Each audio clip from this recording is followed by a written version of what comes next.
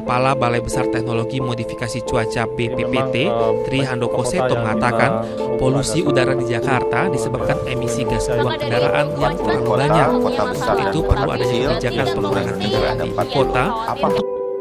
Di mana penelitian mengungkap polusi udara menjadi pemicu berbagai macam penyakit pada manusia, mulai dari gangguan ringan seperti iritasi mata dan juga kulit, lalu gangguan fungsi hati, bahkan untuk dampak jangka panjangnya ini bisa kanker, dan dalam kasus berat ini bisa menyebabkan kematian. Hah? Indonesia menempati peringkat ke-17 sebagai negara paling berpolusi di dunia? Wah, ternyata rata-rata konsentrasi PM2,5 Indonesia itu tinggi, yaitu 34,3 mikrogram per meter kubik. Tapi, PM2,5 itu apa sih? PM2,5 itu adalah polutan udara yang berukuran sekitar 2,5 mikron, makanya dinamain PM2,5. Ukuran segitu kecil banget ya. Polutan udara itu dapat berbentuk debu, kotoran, dan asap. Jadi gampang banget kehidup sama manusia. Serem ya. Udah menduduki peringkat ke-17 di dunia, ternyata Indonesia di Asia Tenggara sendiri telah menduduki peringkat pertama sebagai negara berpolusi. Memprihatinkan ya. Terus nih, Wakil Menteri LHK Aludoho bilang 70% emisi di kota-kota itu disumbangi dari kendaraan bermotor. Data ini berdasarkan kegiatan inventarisasi emisinya di 28 kabupaten atau kota selama 2012 sampai 2021 loh. Jangan lihat Indonesianya aja ya, kita juga harus ngelihat lingkungan sekitar kita. Kayak Yogyakarta nih, di tahun 2020, 88% masyarakatnya masih pakai sepeda motor. Malah sampai nyumbangin polusi di Jogja hingga 60%. Lalu, jika kita lihat dari tabel tanggal 10 Juni 2022 itu, kondisi serta tingkat polusi udara di kota Yogyakarta lagi tidak sehat buat yang sensitif.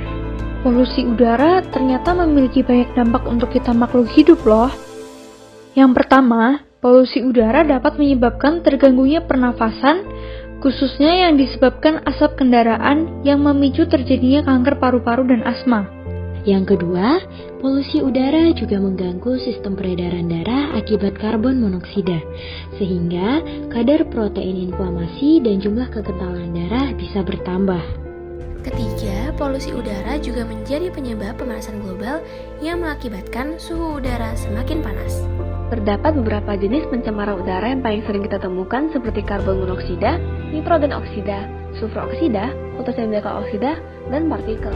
Nah, setelah tahu tentang polusi udara dan dampaknya, kita juga perlu tahu nih bagaimana cara untuk mengatasinya. Yang pertama, kita bisa memakai alternatif lain nih, misalnya jalan kaki, bersepeda, dan tentunya memakai transportasi andalan kota Jogja, yaitu Trans Jogja. Nah, yang kedua, kita bisa mengurangi polusi udara dengan mengurangi pembakaran sampah. Lalu, sampah-sampah itu bisa kita kelola dengan dijadikan pupuk. Yang ketiga, melakukan penanaman pohon. Tahu nggak sih, pohon menghasilkan oksigen yang berguna bagi manusia dan mengurangi karbon dioksida yang berbahaya bagi lingkungan loh. Nah, yang terakhir nih, yang biasanya susah dilakuin sama anak-anak muda zaman sekarang, yaitu mengurangi konsumsi rokok. Rokok sendiri mengandung banyak bahan kimia yang berbahaya bagi manusia dan lingkungan, terutama udara yang akan menjadi semakin tercemar. Kamu adalah solusi Adalah solusi demi udara yang lebih sehat.